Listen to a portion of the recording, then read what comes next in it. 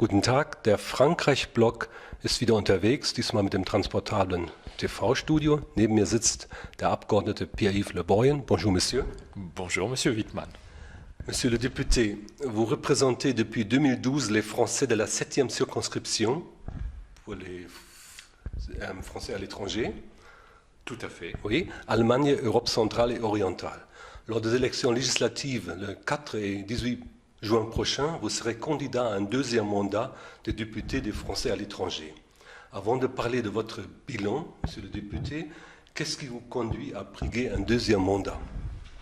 Ce qui me conduit à me présenter à nouveau au suffrage des électeurs d'Allemagne, d'Europe centrale et des Balkans, c'est le résultat finalement de ce qui a été mon action depuis 5 ans, d'avoir agi pour eux, avec eux, pour changer concrètement la vie sur des sujets tout aussi importants que la fiscalité, la reconnaissance des diplômes, la sécurité sociale, l'accès à la culture et à l'enseignement, et à me dire que ces chantiers que j'ai ouverts, je veux pouvoir les boucler dans un second mandat. Souvent, ce travail demande un peu plus que 5 ans, c'est le cas pour la plupart de ces sujets que je vous cite, et je veux ainsi finalement confirmer l'engagement qui a été le mien pendant 5 ans en me soumettant à l'opinion des électeurs et obtenir le droit pendant 5 nouvelles années de travailler pour eux et de donner les résultats avant de me retirer, puisque j'ai une conception de la vie publique qui fait qu'au-delà de 2 mandats, j'estime nécessaire de ne pas en solliciter un autre. Vous avez beaucoup voyagé dans votre circonscription. Votre blog est plein de récits de ces rencontres. Mais il y a d'abord un bilan social en faveur de vos électeurs, les retraites et les questions fiscales. Vous avez avancé sur ces 2 points. Beaucoup. Je me suis aperçu dans la longueur du mandat que la question fiscale et la question sociale, et en particulier la question des retraites, était le sujet qui était le plus important pour la plupart de mes compatriotes, et qu'il fallait obtenir des résultats, notamment quant à la fiscalité appliquée aux retraites.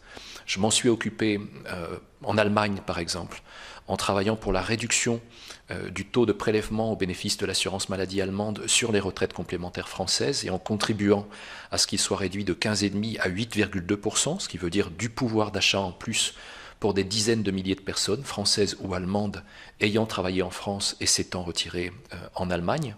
Dans l'autre sens, ça veut dire aussi sécuriser la fiscalité en France des retraites d'origine allemande. Ça fait l'objet d'un rapport que j'ai écrit pour l'Assemblée nationale sur le dernier avenant à la Convention fiscale franco-allemande. Et puis c'est de travailler en particulier à la suppression de la cotisation sociale généralisée sur les revenus immobiliers des Français vivant à l'étranger. Par exemple, un Français de Stuttgart qui aurait des revenus locatifs tirés d'un bien en France, qui ne paye pas cette cotisation qui correspond à l'abondement du budget de la sécurité sociale dès lors que cette personne est assurée sociale en Allemagne. Ensuite, vous vous êtes engagé pour l'enseignement du français et de l'allemand. C'est vrai, je me suis engagé pour l'enseignement du français dans les pays de la circonscription, en Allemagne, dans d'autres pays aussi, et pour l'enseignement de l'allemand en France. J'estime que l'allemand n'est pas n'importe quelle langue, c'est la langue de notre premier partenaire politique, économique, commercial. Elle doit pouvoir être apprise en priorité, et c'est pour ça que je me suis battu pour le sauvetage des classes bilingues, d'une certaine manière, en sauvant, pas seul certes, un certain nombre, mais je veux pouvoir gagner un mandat de député aussi pour le rétablissement et la généralisation des classes bilingues. Je ne veux pas revenir seulement à la situation ante, je veux pouvoir imaginer que dans chaque collège de France, il puisse y avoir une classe bilingue autorisant les élèves en classe de 6e à étudier, à commencer l'étude en parallèle de 2 langues vivantes. C'est ce qui manque à la France, une meilleure maîtrise des langues étrangères dans notre jeunesse. Vous avez œuvré pour faciliter la vie de vos électeurs en contribuant à ce qu'on renforce le service consulaire, n'est-ce pas? C'est un travail, en effet, que j'ai engagé, qui est un travail de longue haleine. Mon objectif est d'encourager le service public consulaire, aujourd'hui pour l'essentiel à Munich, Francfort, Berlin, pour ce qui est de l'Allemagne, à sortir des murs du consulat et aller vers les Français. Je ne veux pas que le chemin vers le service public consulaire soit seulement des Français vers le consulat, mais je voudrais que ce soit du consulat vers nos compatriotes, où qu'ils se trouvent. Et dans le Baden-Württemberg, ils sont partout. Donc, partir vers les Français, munis d'un matériel qui s'appelle la valise Itinéra, de seconde génération, afin qu'avec ce consulat entre guillemets mobile, il soit permis de prendre les empreintes digitales permettant la délivrance d'un passeport à proximité du lieu où vivent les gens, plutôt que de les forcer à un voyage vers Munich. En regardant la télévision allemande, française, Pöse, j'ai pensé à vous. Sur le plan culturel, votre bilan témoigne des pourparlers acharnés. Quelques mots-clés. Le TV, Pöse. Ah, la télévision. Institut français de Berlin, maintien des antennes de Mostar et Banja Luka. Oui, ça c'est un beau combat. En 2013, il avait été décidé dans des circonstances un peu étranges de fermer et de vendre la Maison de France de Berlin, qui se trouve être l'Institut français à Berlin, qui a une histoire, notamment d'ouverture vers la culture française au temps de Berlin-Ouest. C'est une organisation, la Maison de France, extrêmement bien gérée, tendant à l'équilibre financier. Et j'ai considéré qu'il était symboliquement malheureux, financièrement catastrophique aussi, de se débarrasser d'un endroit qui avait tellement reconstruit son équilibre financier et qui incarnait un souffle culturel dans Berlin. Et je me suis battu, mais battu au sens quasi physique du terme dans des réunions pour imposer l'idée, avec d'autres, parce que je n'étais pas seul, il y avait une pétition sur Facebook de plus de 15 000 personnes, qu'il aurait été tragique pour la France et sa politique culturelle à Berlin que de fermer ce lieu sur le coup d'âme et d'installer l'Institut français dans les murs de la Wilhelmstrasse, qui est l'ambassade de France aujourd'hui, derrière 2 ou 3 portiques de sécurité. Un institut culturel est un lieu ouvert, où on doit pouvoir aller quand on veut. Et nous avons ainsi sauvé la Maison de France en arrivant à convaincre, ce qui donne à croire que finalement quand on se bat, on gagne. Et Mostar et Banja Luka? Mostar et Banja Luka était aussi un joli combat, parce que dans un article du Monde qui date de tête, je crois, de la fin 2012-2013, il avait été annoncé que le ministère des Affaires étrangères voulait réduire la voilure française en Bosnie-Herzégovine et concentrer finalement l'effort culturel sur Sarajevo. Or, quand on connaît la Bosnie, et j'y vais assez régulièrement comme député, il faut tenir compte de la dimension multiple et parfois acrimonieuse de chacun des territoires de la Bosnie. Mostar, c'est l'Herzégovine. Banja Luka, c'est la République serbe de Bosnie. Dans la Bosnie-Herzégovine, d'après les accords de Dayton, il y a certes une capitale qui est Sarajevo, mais un pays complexe où il est important que la France soit représentée dans chacune des entités. Et donc une présence à Mostar est importante, une présence à Banja Luka est importante. Je me suis battu, nous avons sauvé ces antennes, et d'ailleurs je termine mon mandat en ayant fait un don, je crois de 8 000 € de tête, au transfert de l'annexe de l'Institut français de Banja Luka vers la salle Victor Hugo de la bibliothèque municipale, où il trouvera désormais son avenir. Vous étiez rapporteur de la loi de ratification de la COP 21. Oui. Comment avez-vous pu participer à la COP 21, ce grand projet mené à bien par le président François Hollande? Comment j'y ai participé? Je suis un ancien industriel des énergies renouvelables, donc c'est un sujet que je connaissais depuis avant ma vie parlementaire. Et lorsque je suis arrivé en 2013 à la Commission des Affaires étrangères de l'Assemblée, assez rapidement, la présidente Elisabeth Guigou m'a demandé de prendre en charge les sujets du climat.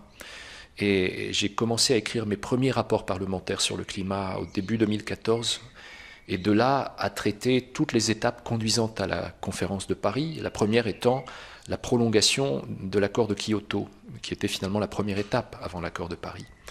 Et j'ai suivi les négociations de l'accord de Paris, et quand il a été conclu, heureusement, et avec succès par la présidence française, j'ai sollicité le droit, mais c'était voulu par d'autres collègues, de pouvoir écrire le rapport parlementaire de ratification, parce que c'est l'un des textes les plus forts qui existent, sinon le plus fort, sur le sauvetage de la planète, et d'y rajouter immanquablement cette touche subjective que chaque rapporteur met dans un rapport, et les recommandations qui me tiennent à cœur sur le climat, notamment la valorisation du rôle de l'entreprise, parce que c'est l'entreprise qui, à travers la recherche, l'investissement à la clé des solutions décarbonées, et également la valorisation du rôle de la finance verte au bénéfice de l'investissement des entreprises.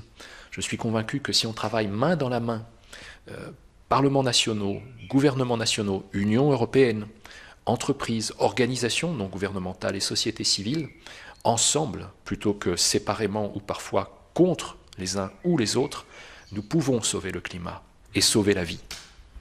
Vous êtes un des 12 députés de l'Assemblée nationale envoyés à l'Assemblée du Conseil de l'Europe. Quel bilan tirez-vous de votre participation à cette assemblée? J'en tire le bilan de quelqu'un qui a été dans le collectif depuis le début. J'ai commencé à aller en 2013 à l'Assemblée parlementaire du Conseil de l'Europe et j'y ai trouvé comme une passion. Quand je suis à l'Assemblée parlementaire du Conseil de l'Europe, je suis compté comme travaillant en commission ou en séance à Paris. Donc ça n'est pas un job différent. Mais j'y ai porté des combats. Le combat de la diversité culturelle, en écrivant mon premier rapport au Conseil de l'Europe sur ce thème, en valorisant le rôle des diasporas dans le maintien à la fois de la culture d'origine et dans l'apprentissage de la culture du pays de résidence. De ce fait, d'ailleurs, utilisant beaucoup ma propre expérience de français à l'étranger, que je suis depuis à peu près 2/3 de ma vie maintenant, et de papa d'enfants binationaux. Mais j'ai travaillé aussi sur d'autres sujets plus en ligne avec la Convention européenne des droits de l'homme, à la Commission des affaires juridiques, où je travaille maintenant et achève maintenant un rapport important sur l'exécution des arrêts de la Cour européenne des droits de l'homme que je vais présenter dans quelques semaines à Belgrade. Et pour la toute fin du mois de juin, je vais détailler dans un rapport pour avis le travail mené par plusieurs pays ou plusieurs communes pour l'accueil des réfugiés dans le domaine de la culture, du sport et de l'apprentissage linguistique. Et je prendrai notamment l'exemple de la ville de Cologne, où est ma permanence parlementaire, et où à 2 reprises j'ai passé une journée complète avec les personnes qui travaillent à l'accueil des réfugiés, parce que je veux mettre ça en évidence. Comment une ville d'1 million d'habitants peut recevoir efficacement 15 000 réfugiés. L'exemple de Cologne, pour moi, est tellement plus important que tout le reste. Et ces 15 000 personnes reçues à Cologne représentent bien plus que, malheureusement, le très petit nombre de réfugiés que nous avons reçus en France. De ce point de vue, la France a un retard que je regrette. Parlons enfin de votre combat pour les droits et libertés. Vous le mentionnez modestement en 6e position de votre bilan, mais quand même, ce bilan pour les droits et libertés souligne un peu l'importance de vos résultats, n'est-ce pas? C'est vrai, j'en parle en 6e position parce qu'il faut bien commencer par quelque chose et finir par quelque chose dans un compte rendu de mandat. Je vais vous donner un exemple. J'ai voté avec une immense fierté le droit pour les personnes de même sexe de pouvoir se marier. Et lorsque la loi Taubira a été adoptée et promulguée à la fin du mois de mai 2013, l'on s'est aperçu, nous les parlementaires et moi parmi mes collègues, qu'il y avait 11 pays qui ne pouvaient pas être concernés par la loi Taubira en vertu des accords liant la France et chacun de ces pays. Et parmi ces 11 pays, il y en avait certainement la moitié qui se trouvaient dans ma circonscription, notamment la Pologne en particulier. Et j'ai reçu, peu de temps après, une jeune femme française qui souhaitait pouvoir épouser sa compagne polonaise. Et en vertu de l'accord franco-polonais, elle ne pouvait pas bénéficier de la loi Taubira. Et l'un de mes axes d'action, en lien avec quelques organisations qui militaient sur ce sujet, était de faire valoir l'évolution de l'ordre public international lié à l'adoption de la loi Taubira, afin de permettre d'écarter les dispositions de ces conventions bilatérales et de faire prévaloir le droit des personnes de même sexe de se marier. C'est une affaire qui a été résolue en justice par le tribunal de grande instance de Chambéry, puis par la cour d'appel de Chambéry, puis finalement par la cour de cassation. Et désormais, les couples de même sexe comprenant un ressortissant d'un autre pays du monde, y compris de ces 11 pays d'origine, peuvent désormais se marier selon la loi Taubira, et c'est un immense succès. Je suis fier d'y avoir contribué. Parlant de votre programme pour votre 2e mandat, vous demandez à vos électeurs de renouveler leur confiance qu'ils vous accordent. Vous souhaitez continuer vos projets. Qu'est-ce que vous proposez surtout à vos électeurs? Sur plusieurs thèmes, j'ai émis un grand nombre de propositions. Je vais en prendre 2. La toute première proposition concerne le bilinguisme. L'apprentissage finalement du français, ou le maintien ou le développement du français dans le réseau public d'enseignement de nos pays de résidence à l'intérieur des 16 États de ma circonscription. Pourquoi ? Parce que l'Agence pour l'enseignement français à l'étranger, qui est l'autorité régissant nos lycées à l'étranger, est un organisme que je défends et défendrai toujours, bien sûr. Mais un enfant sur 3 seulement, français à l'étranger, s'y trouve scolarisé, ce qui veut dire que 2 enfants français sur 3 se trouvent ailleurs. Et la plupart du temps, dans l'immense majorité des cas, dans les établissements des pays de résidence. Ici, à Stuttgart où nous sommes, nous avons une école maternelle et primaire franco-allemande, et à l'issue du CM1, les enfants passent notamment vers le Wagenburg, un gymnasium, avec une section franco-allemande. Ce sont ces solutions bilingues qu'il faut développer, grâce au label France Éducation, qui permet de mettre en réseau, à l'échelle mondiale, chacun de ces établissements. C'est aussi des filières qu'il faut pouvoir aider. Je défends l'idée, par exemple, que pour chaque labellisation d'établissement, il y ait l'envoi par la France d'un professeur de français langue étrangère. Et à l'issue du diplôme, qui est un diplôme local, donc un Abitur, ou dans le cas du Wagenburg, un Abi-Bac, qu'il y ait l'ouverture à l'enseignement universitaire français par l'intermédiaire de Campus France. Ça, c'est un sujet sur l'enseignement. Il y en a un second qui me tient beaucoup à cœur, qui est celui du développement d'un droit franco-allemand de la famille. J'ai été le rapporteur du régime matrimonial franco-allemand. C'était mon premier rapport à l'Assemblée nationale, ça n'était pas non plus le plus difficile parce que la convention sur le régime matrimonial existait, nous avions juste un retard par rapport au Bundestag pour la ratifier. Mais si nous sommes parvenus à rassembler autant des régimes matrimoniaux cependant distincts entre la France et l'Allemagne, il n'y a pas de raison que nous n'arrivions pas au même résultat sur le droit du divorce, fait partie des choses tristes mais nécessaires, permettant ainsi de mieux gérer les conflits d'autorité parentale qui malheureusement existent dans d'ex-couples franco-allemands, et je l'ai vu tout au long de mon mandat, puis d'avancer sur le déroulement de la vie, la tutelle sur les majeurs incapables et le droit des successions. Si nous construisions un droit franco-allemand dont la différence ne serait que la langue dans laquelle on le lirait ou l'écrirait, nous donnerions énormément de sécurité juridique à des centaines de milliers de compatriotes, autant en France qu'en Allemagne, parfois dans des États tiers, et dont j'ai été, au cours de mon mandat, l'un des interlocuteurs les plus fréquents. Dimanche prochain, ce sera le deuxième tour de l'élection présidentielle en France. Vous soutenez Emmanuel Macron avec son mouvement En Marche, mais vous serez candidat du Parti socialiste. Si Macron sera élu, pourra-t-il atténuer les clivages droite-gauche en France? Je souhaite, en effet, d'abord l'élection d'Emmanuel Macron. Nous sommes à quelques jours du dimanche 7 mai, rien n'est jamais fait jusqu'à ce que le dernier bulletin tombe au fond de l'urne. Donc je reste prudent, mais j'espère plus que tout l'élection d'Emmanuel Macron. Je serai candidat aux élections législatives au titre du Parti socialiste, qui est ma formation depuis bientôt 30 ans. Et je revendique ce lien avec le Parti socialiste auquel je suis venu dans la trace de Michel Rocard et de Jacques Delors, donc une dimension européenne et de centre-gauche. J'aimerais qu'Emmanuel Macron, président de la République, arrive non pas à pousser de côté les différences politiques, parce qu'elles existent et elles sont légitimes, mais parfois à créer la volonté de travailler ensemble, de dégager des majorités au moins d'idées, et parfois peut-être aussi au-delà, des majorités de gouvernement dans l'intérêt de la France. Je me présente aux élections comme socialiste avec la volonté de siéger dans la majorité présidentielle d'Emmanuel Macron et d'y contribuer sur ces thèmes dont je vous ai parlé, qui me tiennent à cœur, notamment la lutte contre le changement climatique, les droits et les libertés, pour compléter un programme que je juge positif. Je me reconnais dans la démarche d'Emmanuel Macron, et former une majorité plurielle qui serait le gage de l'efficacité pour les 5 ans qui viennent. Et pour terminer, je voudrais vous demander, en ce qui concerne les relations franco-allemandes, auriez-vous un message à vos électeurs?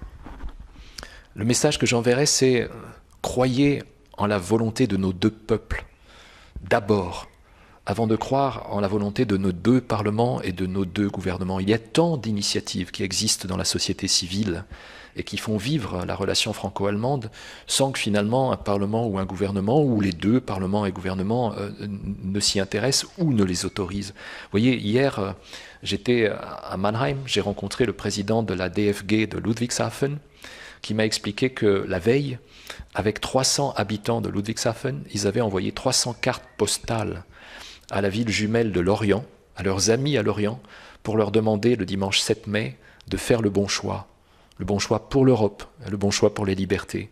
Et ça, c'est la société civile, c'est le travail de terrain, c'est la volonté des hommes et des femmes qui, depuis le traité de l'Élysée, et même avant le traité de l'Élysée, ont construit la relation franco-allemande et bien sûr la réconciliation entre les deux pays. Moi, je crois à ça. La force de la volonté des gens, c'est peut-être mon côté rocardien d'origine. Je crois à la conjonction d'initiatives dans la société qui ne sont pas que politiques, qui peuvent être gouvernementales, parlementaires, qui peuvent être du monde économique, du monde syndical et du monde associatif. La somme de ça fait un pays qui bouge et c'est ça que je souhaite à la France. Monsieur le député, je vous remercie pour cette interview. Merci bien. Merci beaucoup.